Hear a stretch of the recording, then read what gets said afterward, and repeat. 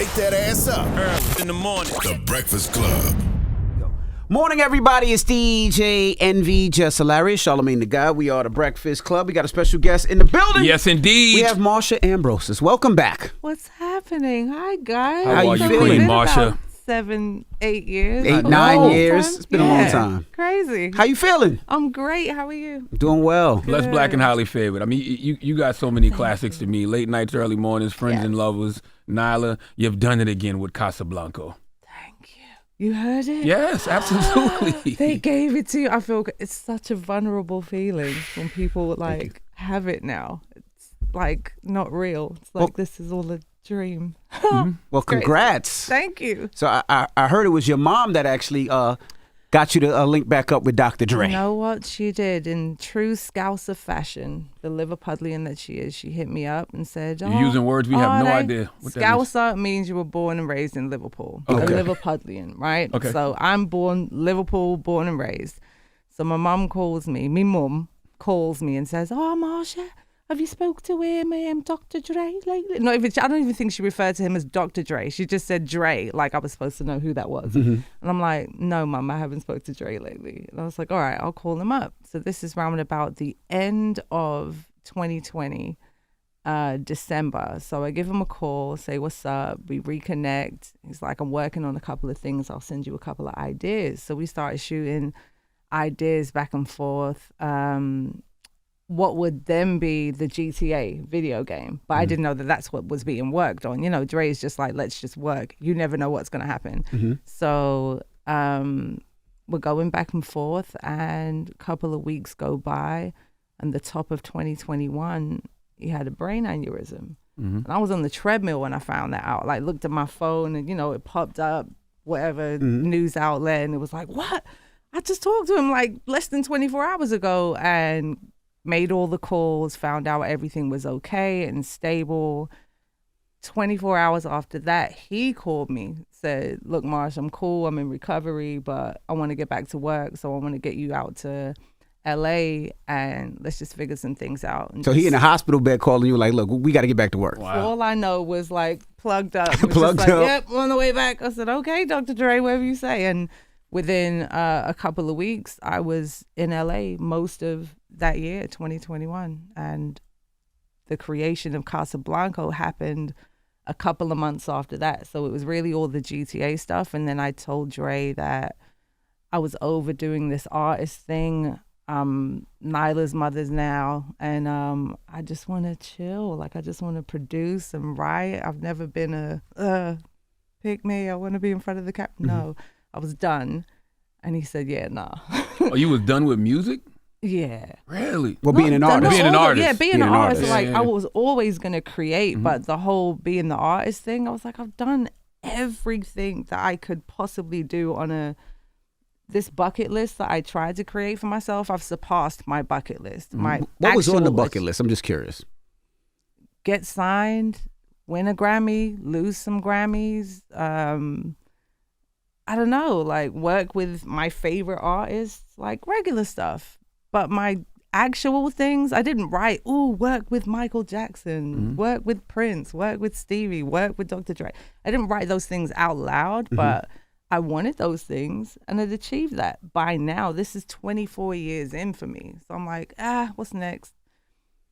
I'm on my Quincy Jones mission. Yeah, I know you write for other people and produce for other people, but it's just something about your sound and your music that I don't think nobody else can deliver. Your voice, your energy. It's something about a Marsha Ambrosius album that's just different than everything else that's out there. This is true. I'd done those. I felt like I'd said all the things that I wanted to say up until that point. I say all that to say I told Dre this over, like we had a party for the kids at his crib, chilling. And I'm like, look, Dre, I don't want to do this no more. I'm really into producing and writing. I love this team. I want to stay creative. But as far as me doing it, and he was like, yeah, nah. I just want to keep you creative. I just want to keep you inspired. And we did one song in particular. I can safely say the titles now. Yes. So we started with a song that used to be called Curfew, because there's a line where I say, let's fall in love before the street lights come on. And I was like, before curfew, And Dre was like, no one likes curfew. No one likes the curfew. So we used a sample from A Night in Tunisia. Oh. And I called it Tunisian Nights. Oh, so that's that class. It's a classic jazz record, right? So it's a classic jazz record. It starts the way we sampled it. We used this elaborate piano intro that Bluetooth came up with, and I just started singing this intro, and then that A Night in Tunisia hits, and then it goes to an entire Nas situation, and then the Mary thing comes into it, and it's just all of these things. And it was that magic happening in the studio at that moment that we knew, you know. Mm-hmm. It was one of those moments. Like sometimes in the studio, you're creating and it's like, oh, this is fire, it's cool. Mm-hmm. We'll go home, listen to the beat. Everyone in that room felt something shift, felt something new happen. And to have done everything that I've already done musically, everything that Dre has done, we'd never done this.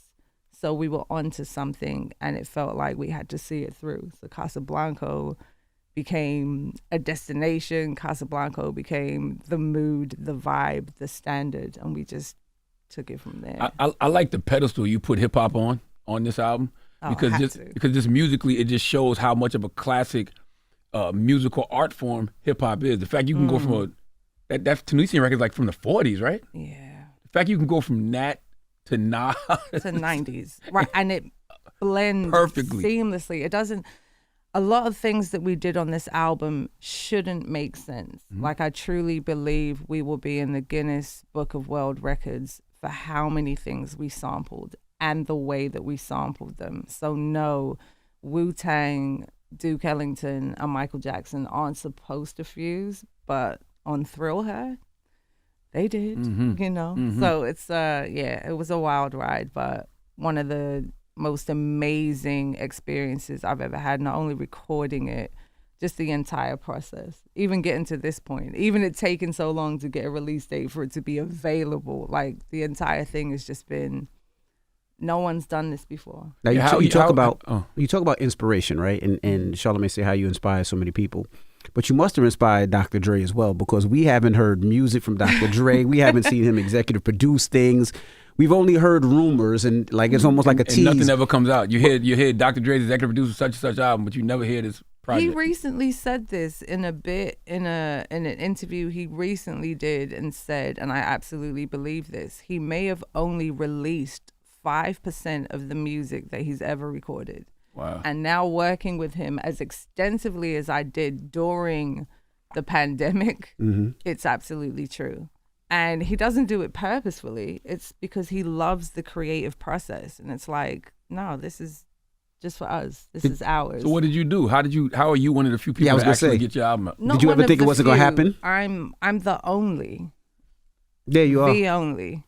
There's not one person. Damn. Before or after, I don't even think this happens again, that has an entire project solely produced and mixed by Dr. Dre. How did I do it? Not clear, but I know that I did it. I know that this is something that he'd never done, and I feel like that was the driving force for it to be something new. He could have just did a hip-hop record. It could have just been a soul R&B. It's none of those things. It's something so specific, so different, but so familiar. And I feel like we were both going through a similar situation. It was, he had a health scare, I had a health scare. The pandemic is happening. It felt like the end of the earth during that time. So it felt desperate in a way. It felt, if we don't do this and this world ends tomorrow, what's the mark that we actually leave on planet Earth? And musically, like you said, I've done things that, you know, a Marsha Ambrosius album is this specific thing. If I had to leave it all on the floor and put up my triple-double and win a chip, that's this album. If it was all said and done, like, okay, apocalyptic world that we're now in because of the pandemic and many other things, it was that. It was out of desperation and feeling like I could have lost my life. Drake could have lost his. We didn't. We survived these things. We're now post-COVID. How do we navigate through this? And what does that sound like? And that's why and how this happened. So yeah, Dre being inspired by me, I'm inspired by him, and it just took off. Tell us what the title means. So Casablanca, I initially, within a week of recording what we knew this was going to be after Tunisian Nights, he threw out some album titles, a couple of which were things like I Sing or I Sing Motherfucker, one of those. And I was like, Drake, we need an actual title. Like, what is this? It was like, I mean, you sing, motherfucker, that's it. So I'm like, no, Drake, it needs to be a title. Like, what is this thing? So I was in a spoiled circumstance where I'm driving through the Beverly Hills, like just Hollywood Hills every day to the destination to record. And it felt very vintage Hollywood, like the lights, the lamps, it was glitz, glamour, red carpets, the whole nine. And I felt underdressed for the studio every time I got there based on what we were creating. And so it was strings, it was a symphony, but it painted these pictures. And I was like, no, it feels like a place. It feels like Casablanca. And he was like, okay, Casablanca. I said, but nah, it's that Dre shit. So it's a little bit more gangster than that. It's like Casablanca, like Griselda Blanco. So the fusion of that very vintage jazz Hollywood feel meets hip hop is how Casablanca became what it was, what it is. And all you make, it feels like it's soundtracks to make love to. Of course. Like nothing more, nothing less. Why is that? I have no clue. It's just in me. It's ridiculous. Like I've had this, a friend of mine recently was like, how do you even come up with another one? Why not? Even in a place of desperation, even in a place of the world was over, I still find a song to make love to. And it's a gift. It's a gift. One of them is called One Night Stand. Music too good to have a one night stand to. Like that's not the type of music you have a one night stand to. Well, that was the point. My one night stand is now 10 years long. Okay. And I'm saying, so I definitely lent from other experiences and wild drunk nights over the course of, Grammy open bar, it gets very ridiculous. So yeah, those one nights, they're a part of that song too. But ultimately, it's that one night that could be your forever. That could be you have a bunch of people that'll be like, you shouldn't have one night stands. Why not? Exactly. You don't know where it's going to go. That's right. Like if you don't, everything is a one night stand when you think about it. So we've all done it. It's whether or not it lasted or it didn't. But you shouldn't be, I'd never do that. If I didn't do it, 10 years later in a 7-year-old, maybe that doesn't happen if I don't just, you know what I mean? Like if I don't say, hey. I want to ask too, I want to go back to what you said. You said the health scare and your child. How did that change your life with the healthcare in your child? Because I guess if the baby's 6-7 years old, happened right before COVID, so you pretty much raised the baby during COVID. It's just COVID babies are different. Oh, they different. It's ridiculous. Like, but for me, how it all changed. It changed all of us, So it was being a bit more sensitive, being a bit more open. And I feel like all of our issues, all of our mental health, everything was on the table because we could all see each other now. We had way too much time to spend with ourselves. So you were like, I see you. And we're going through exactly the same thing. So there was much more, for me anyway, much more dialogue, even though suicide skyrocketed. Like all of these things, all of these numbers, all of these things are happening. And I have my baby, I have my husband, I have my own bubble that allowed me to feel safe amidst the chaos. Like it still is chaotic, but that was my peace and me being able to be grounded. So that definitely helped. But at the same time, being in a dark place, I don't think there's anything that could bring you out of that. And that was terrifying during the pandemic. And I'm pretty sure for anybody where you're like, not even your kid could bring you, no, my mother, my father, my brother, like close friends. You couldn't write your way out? This is what Casablanca ended up being. Casablanca, when the timing of it all was, I could see the light at the end of the tunnel now. I was over the other side of that dark place.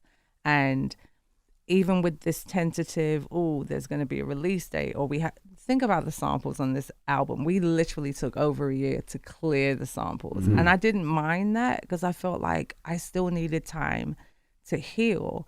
So waiting for this release date was almost like, when I say a death date, it was, okay, that's the end of that era. So whenever it was happening, it was like, okay, now it's June 28th. I was like, that's the end of all this madness that I had to get through to get to it. So it was like, if I can survive that long, I made it. So what, we've got a couple of days to go until we get there. I didn't think I'd see this moment at one point. So to get here and to be happy and to be in a space that I'm in is just, wow. Is that where the song, I guess, Self-Care, Wrong Right might come from? But even that is a song to make love to. Yeah. You know? I mean, making love is a form of self-care. Right. Yeah, It's self-care. It's being in tune to oneself. Do the math. 1 + 1 is do you. So yeah, self-care. And no matter who's wrong or who was right, it was just don't leave me and don't leave that feeling.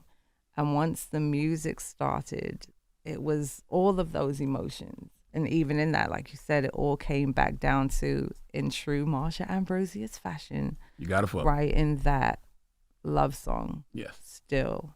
So I'm just glad to be able to do that. What's the wrong right part of it, though? Like, what does that mean? Who's wrong? Self-care, wrong right? So initially, those were two separate songs. And the self-care was I needed to do me. Figuratively and literally. So by the time we got to Wrong Right, it's me inviting that person then into my space, and it's giving me good, like, you so hood, like, please don't go. It's that you're so wrong right now for even trying to let my guard down, because I was so cool with just letting me do me.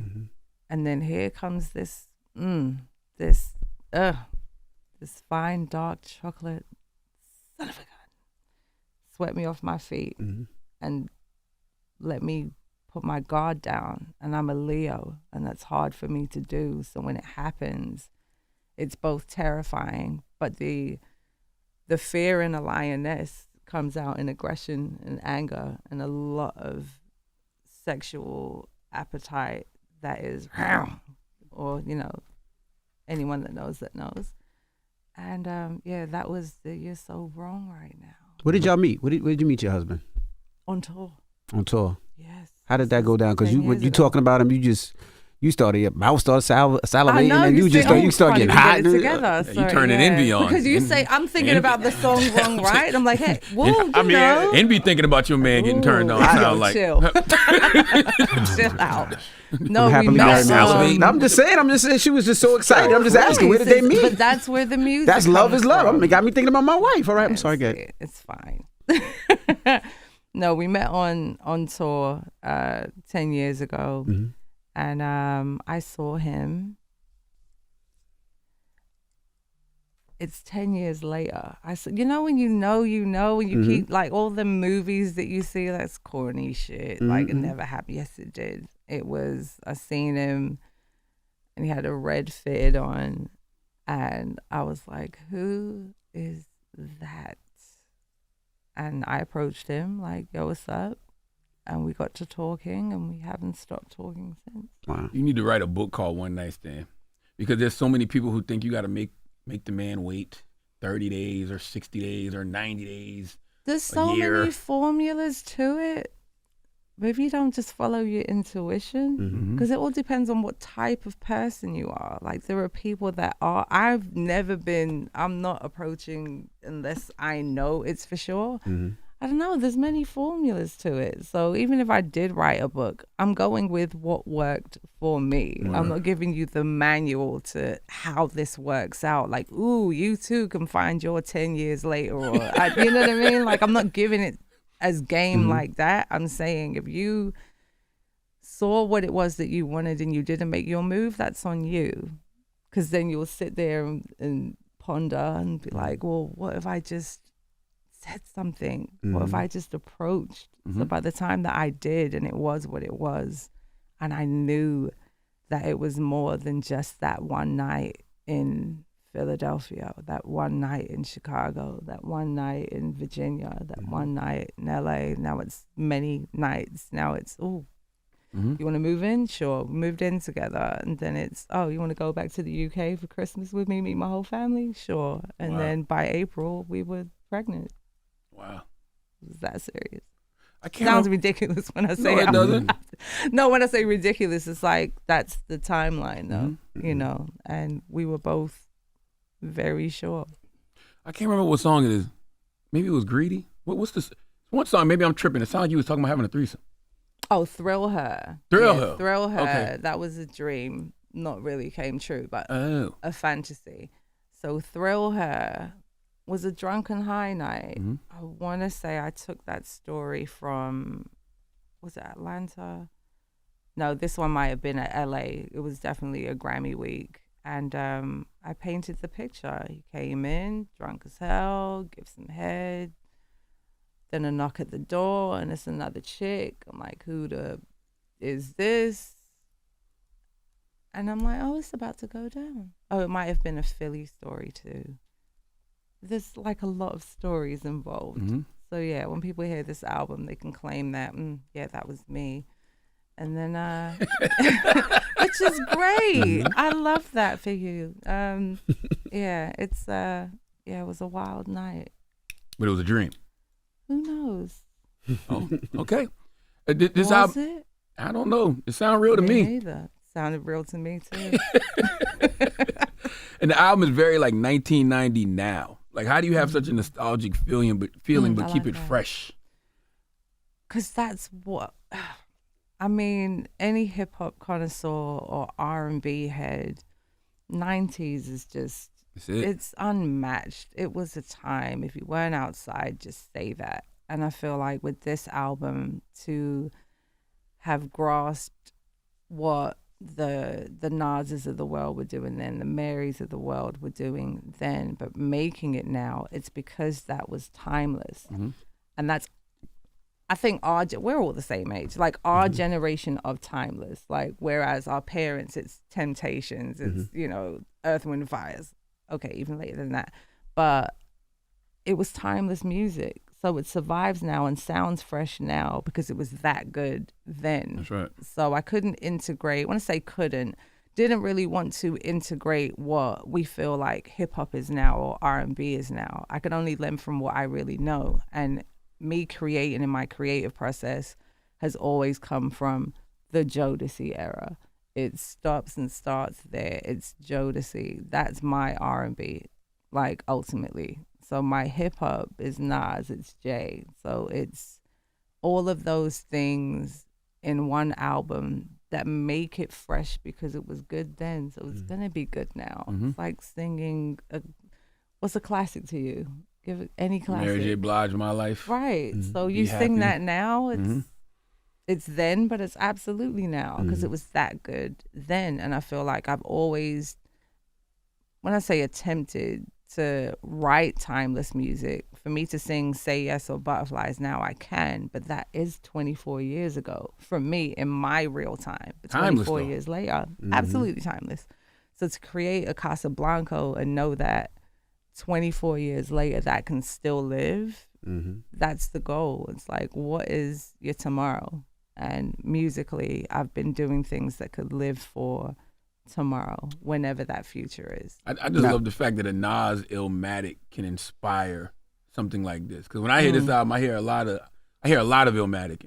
Yeah, and that was unintentional. I guess with that first Tunisian Nights, it's trying to outdo how we implemented unintentionally Nas in there. And it was all of these things because hip hop back then was still lending from classic jazz records.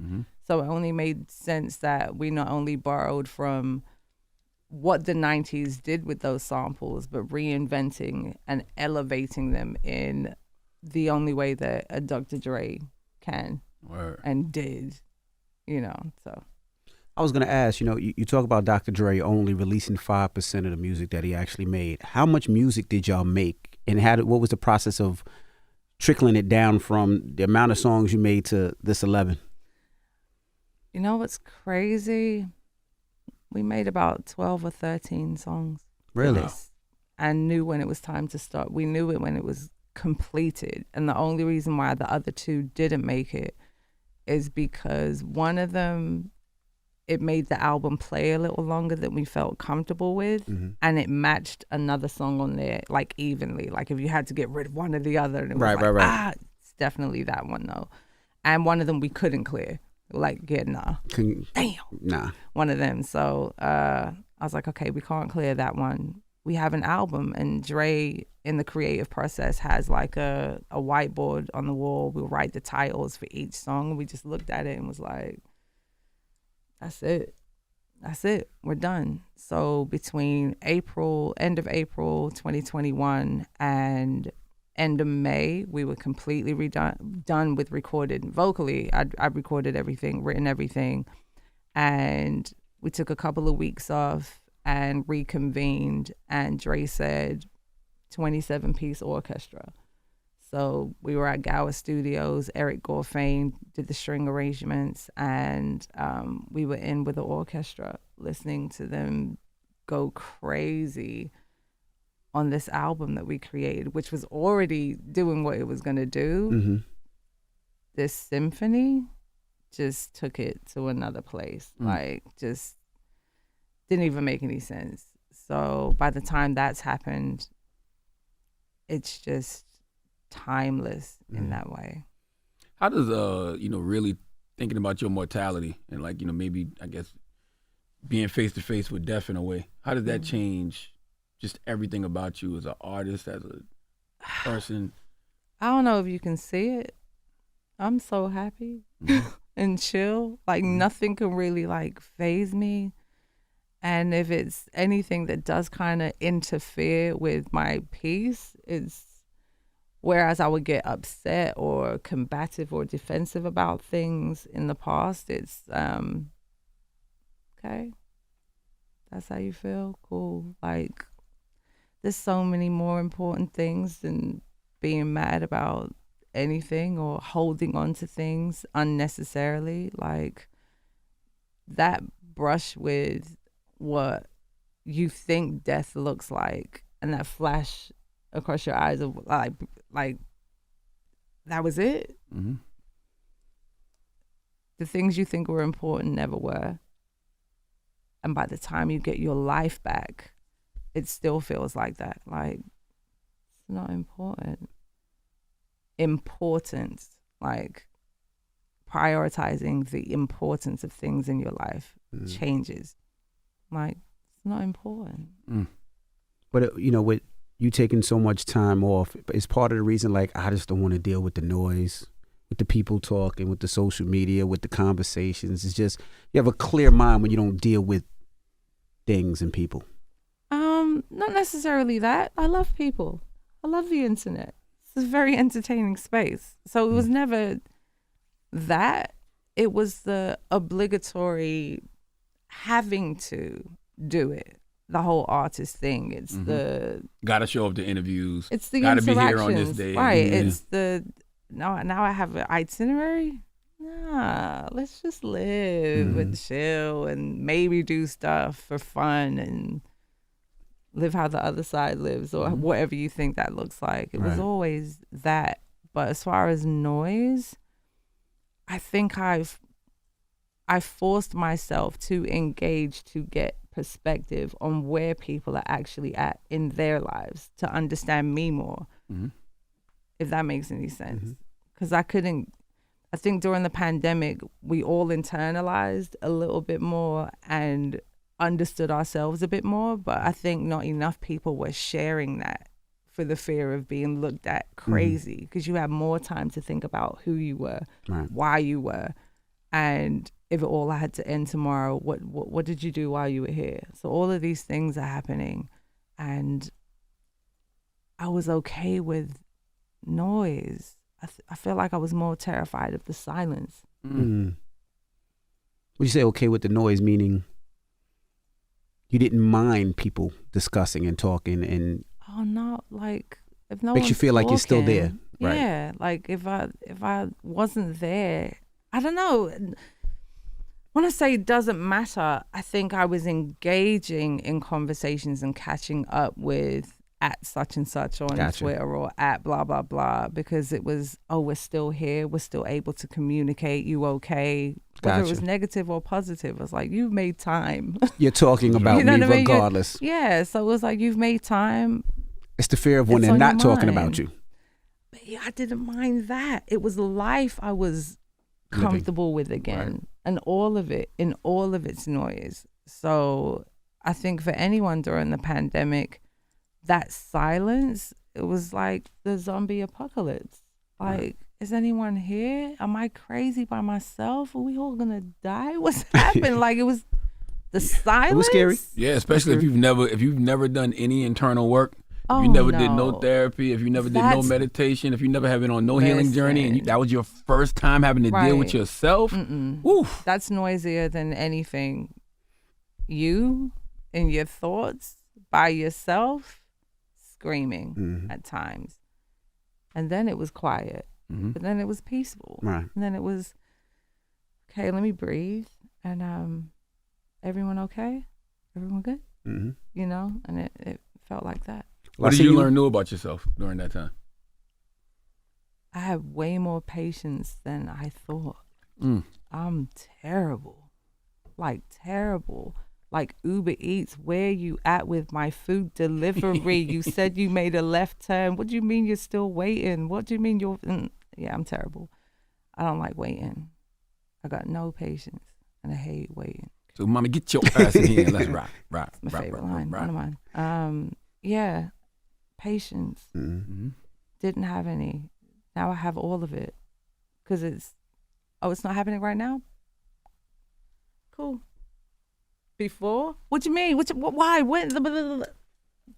Don't even care. When I say don't care, it's I can't do anything about time. And I thought I had time at one point, and when I realized I had none, oh, now I'm patient with everything. Because now I feel like I've held on to more time than I could have had. Gotcha. So that's different. I was watching the R&B Money podcast. Shout out to Tank, and you made a comment. I guess you were joking. I don't know if you were joking or not. Talking about you thought Stevie Wonder really can see. Now, and people took it as they were mad at you for a little bit. Mad at me how? I don't know. Because if you're a Stevie Wonder fan, what I said was he can see. If you listen to the music to be one of the most prolific, descriptive songwriters of our time, how can he not? And maybe not in the way that you believe that is, but his pen game makes you visualize, us with actual sight, visualize everything he was saying. That's a gift. That's what I said.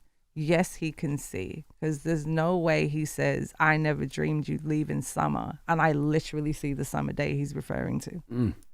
That's not fair. Mary wants to be a superwoman, and I know who Mary looks like. I've already made that character. The song plays and I see it, Stevie, more than any songwriter I believe on planet Earth has made me see a song the way Stevie does. That's what I said. I said what I said. That's what I said. I get what you're saying. He might be blind, but he got vision. There's a difference. Speaking of vision, to use that song on Casablanca, I remember Dre actually, he might, Dre was nervous about using the Stevie record, or like asking him like, "Yo, let's hit Stevie and see what he thinks." I'm like, "Okay." Crazy, but yeah, we got to use Visions on Casablanca, and with Stevie's blessing and Bucket List, like wow, this fake bucket list I keep making up. Like, I'll check that one off. Did he want to hear it or? Oh yeah, he heard it. So, I mean, we had to go through that process, but. Did he love it? Did he give any creative input? We had creative input because I did curse in that song at some point in the bridge. But when I curse in music, it's for emphasis. So I think with this one, I might have taken it too far. Steve was like, nah. Gotta take this he out. might have cursed during, like, nah, fuck nigga. Like, no. He might have cursed trying to tell us not to curse. But it was necessary. I took it out. It made sense. I didn't have to. Wanted to in that emotional moment, though, and did. And maybe live, Stevie, if you were with it, I would absolutely still sing that same line that I did. But yeah, it was a wonderful experience. Did Stevie FaceTime, Zoom? What did he do? I want to say it was a phone call that I had. And Dre had spoke to him also. So yeah. How involved is Dre? See, we're just gonna let that one do this. Cool. What? You ain't slick. How involved? You caught it. As long as you caught it. Oh, absolutely. I was like, you caught it smooth too. Cool. I love like, it. You caught it smooth. No, FaceTime? No, you didn't FaceTime. I love it. Cool. How involved is Dre as far as creative direction and like just taking your input? Oh, for this was a complete hand-in-hand, 50-50 battle of the creative minds, and his respect for me and my respect for him allowed us to really do this. And he's a genius. I'm me. And he said that I was a genius. You are. What you mean? What are you talking about? It's crazy to hear it from who I'm looking at a genius, and he's looking like it's like the Spider-Man meme. We're all doing this in the studio, and he's like, "Yeah, I'm Dre, and I do this thing, but I ain't tell Michael Jackson what to do." I said, "Aha, you're absolutely right. I did that one." So there was just a respect level there, and he let me push boundaries in a way that I'd never done. One is Dre's budget, and he's literally saying, no limits, you can do whatever you want. If you had to make the perfect song and implement all of these things, what is that? Just do it. I didn't think that me having Wu-Tang, Duke Ellington, and Michael Jackson on one song was possible until we did it. I didn't know a Patrice Rushen and a Mary J. and Mary Jane Girls one song could happen, but it did. And all of these things were happening because Dre said no limits. Wow. And it's unreal, for real.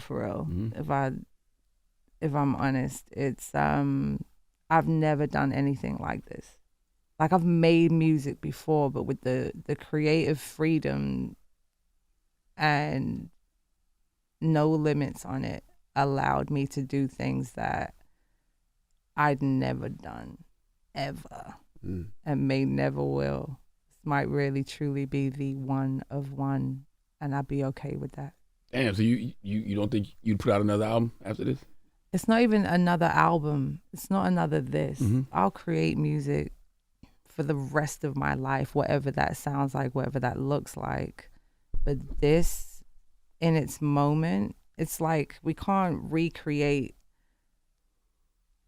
the timing of when these health scares happened, the desperation of what's happening with planet Earth, the uncertainty of life, and why we made this album.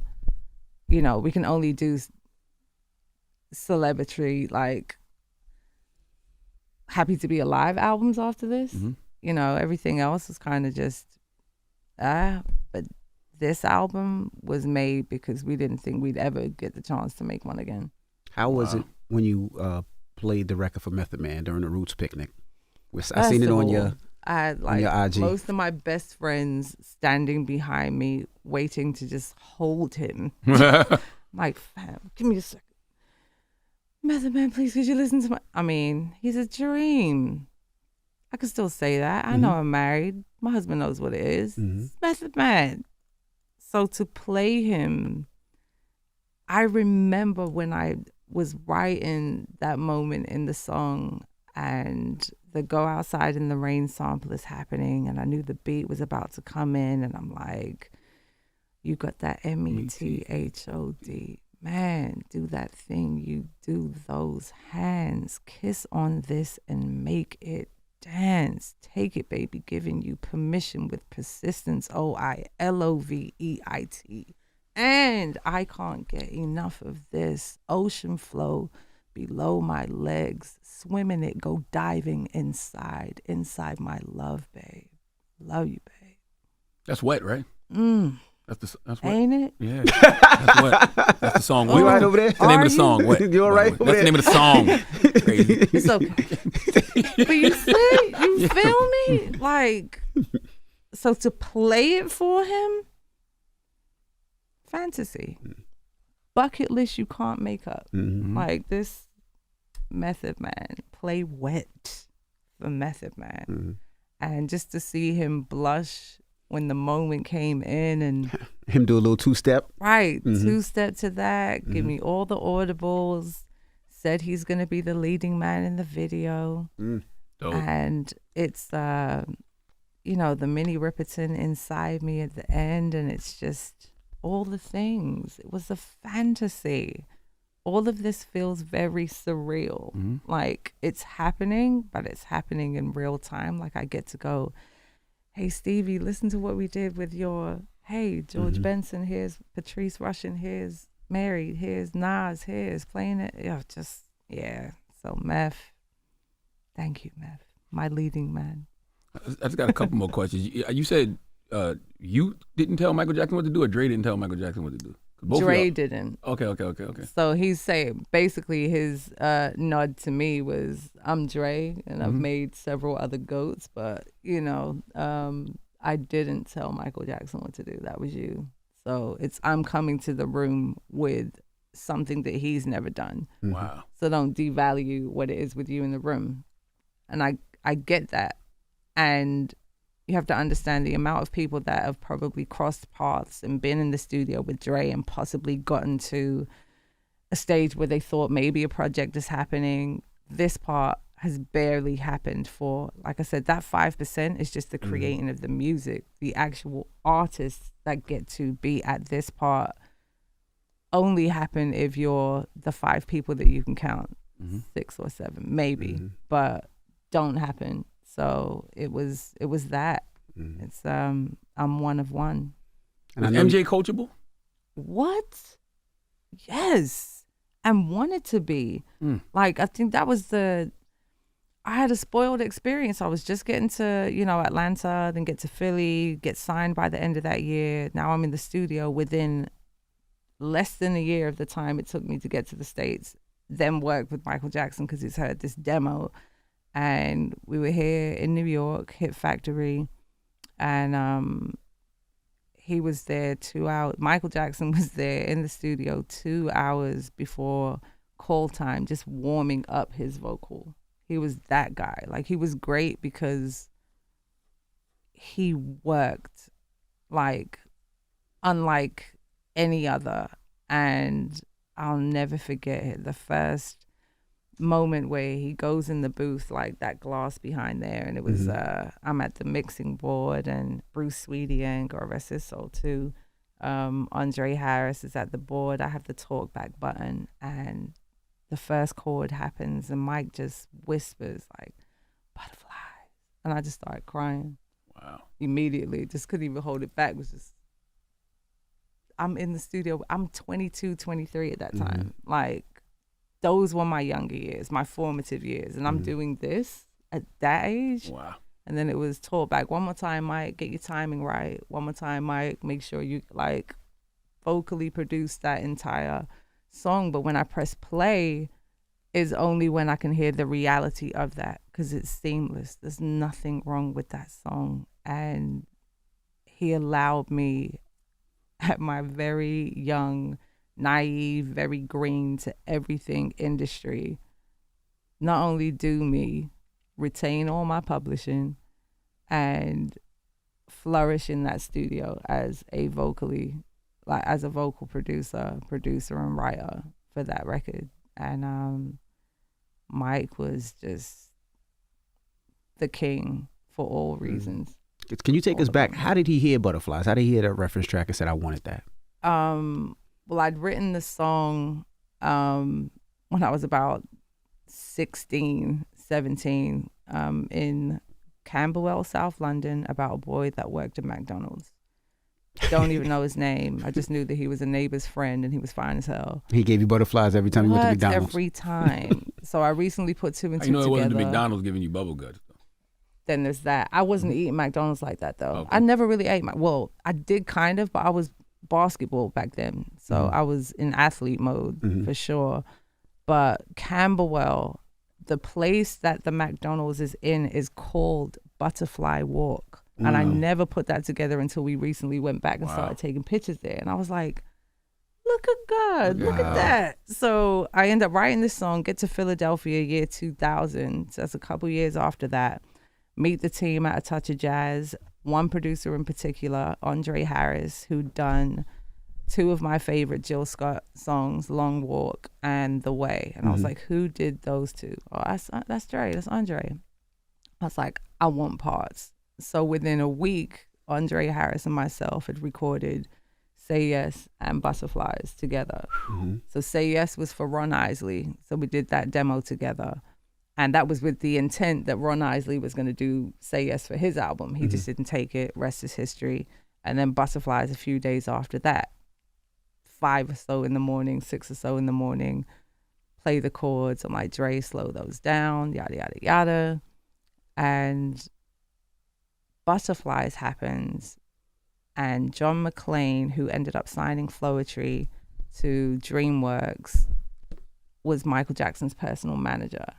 So he has the demo, plays it for Mike, said, listen, you have to listen to these girls, listen to this demo. And Mike was like, I want that one, just Butterflies. Mike, you can have the entire album if you want it. It's yours. I don't have to do another thing. And that's how we heard it. We got the call in Philly at A Touch of Jazz. Everyone thought it was a prank call. Went to voicemail the first time, and then I think Jeff spoke to him or Carvin spoke to. I think Carvin said he spoke to him and he thought it was Dre messing around. We were practical jokers back in the day. And Mike, you don't really know. You think you know his voice. Mike had a deeper, raspier voice, and I think he only used a higher tone just to preserve his greatness. Like, he didn't want to use or project. He was only using that for the booth or the stage, and that's it. So by the time we've spoken to him, this is the summer of 2000. I was in the studio with him in New York the following year, March. So it's like that quick. Wow. Now, you also mentioned Floetry. Fans would always, will Floetry ever do an album together again, or that chapter of your life is over? Who knows? No chapters are closed. And I think, rewinding to what you said about, when I met my husband, I did a Floetry tour 2015, 2016, and that's when I met him, and then got pregnant the following year on the other tour. So it was like a back-to-back, hey, reunion, it's all love, and yeah, who knows? Now, also, I seen Amanda Seales was on Club Shay Shay and talks about, she said that she thinks you wanted her to quit Floetry. Was that true? It's a loaded question. Quit Floetry is very vague. What was happening with Amanda Seales, and this is what, because I won't spend a lot of time in this. This is like a quick bit. When did we last do the Breakfast Club? This is like 7 like years 8, 9 ago. years ago. Nala came out. 2018. Yeah, so initially, the first thing I said about Amanda Seales is, sorry, like, I can play the clip. You can go to YouTube and see it. And it was, she was put in a position that she shouldn't have been in the first place. The label and management are trying to reestablish what that was, and it just didn't work. So by the time we've put all of these things into action, we've rehearsed a show and you've given it to the public, everyone has gone, oh, nah. And there's nothing I can do about that part. And this is also 17 years ago, 3 weeks of a summer tour. We may have done like 15 or 16 shows, and it just didn't work out. And that was the end of that, really. But we've had nothing but, for me, and I'm saying like, for me, we'd had nothing but positive interactions thereafter. Like I saw her 2013, we took pictures together, we reminisced, and she'd been texting me throughout the years after that, nothing but positive vibes. So I'm in a good space right now, 17 years later. So for whatever she believes that was, I don't think publicly we can do this combative, well, you said this happened or I said this happened. I know exactly what happened on my end, but you know, it's kind of 17 years ago. I've done all this healing between now and then. I'm not the same. Like 17 years ago, 2007, I'm still talking to Michael Jackson at that point. I've still got Prince on speed dial. Like I was still very much Grammy winning, Grammy nominated me that was in a position to do what I wanted to do at that point moving forward. And here we are 17 years later, and I'm still moving on and moving forward. And Casablanca with Dr. Dre is about to drop, and just in a different space, you know? On the song Greedy, it makes me wonder, does your husband ever hear certain lyrics and be like, you talking about us? Because you say it's never enough to love you. Same old, lame old, ain't no way I'm ever going to take that shit. I'm giving you everything, and it's the thanks I get. Don't play that shit. Even if it was greedy during that time, and even during the creative process of Casablanca, my husband and I had a conversation about where I was at mentally to create the actual.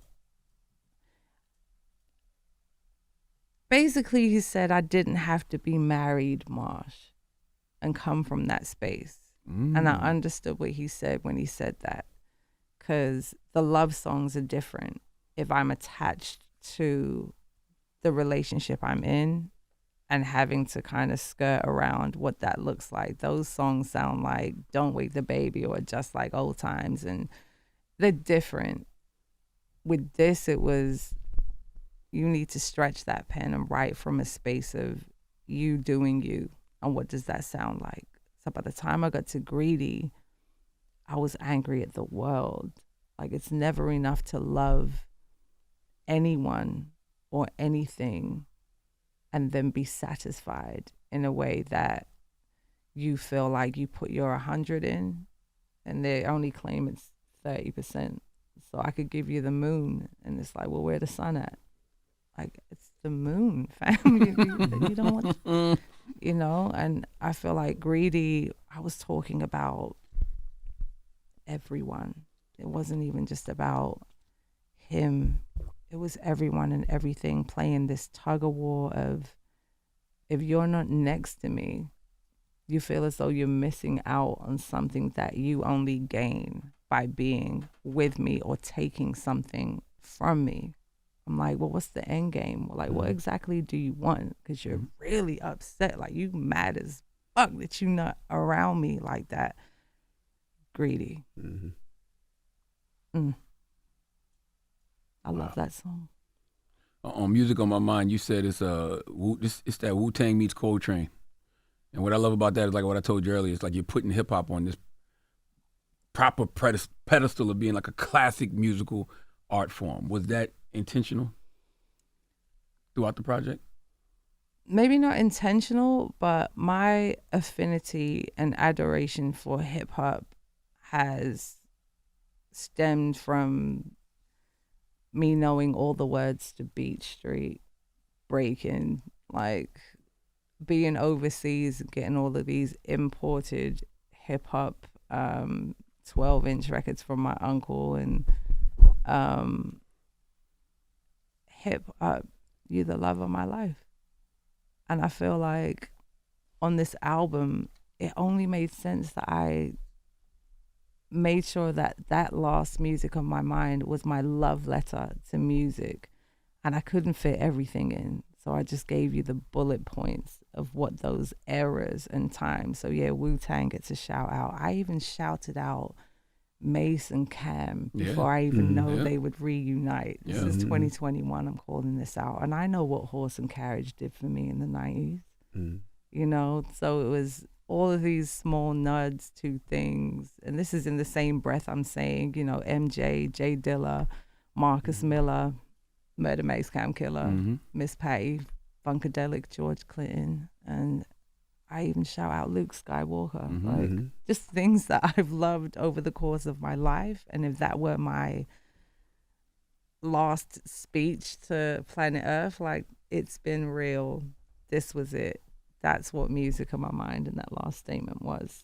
The last thing that I say is DRE, that Mamba mentality, the game-winning shot for the 3. Kobe. Swish. It's good. Great way to end the project. That's right. Great, fantastic album. Comes out next Marsha. Friday, June 28th. Oh my goodness, when you say it out loud, it's real. That's right, next Friday. Oh man. Listen. But what do you want to hear off the album? What do I want to hear?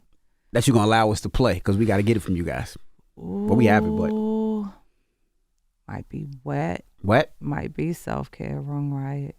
You can do Thrill both. Her. You can do both. We can do both. Thrill Her is a thing, though. That thing is a story. We ain't got enough time for 3, but we got 2. It's pick one. You tell us, we Wet. literally used to be dart at the board, like, okay, what we saying? Thrill Her, Wet? Skirt? Okay, cool. Thrill Her and Wet. Let's do it. All right, we'll get that on. Thank you so much for joining us. The album, Casablanca, comes out next Friday. Today, the track listing is released, so you guys can check that out. And we appreciate you for spending it with us today. Thank you so much for having me. There you go. Appreciate y'all. It's Marsha Ambrosius. It's The Breakfast Club. Good morning. Wake that ass up. In the morning. The Breakfast Club.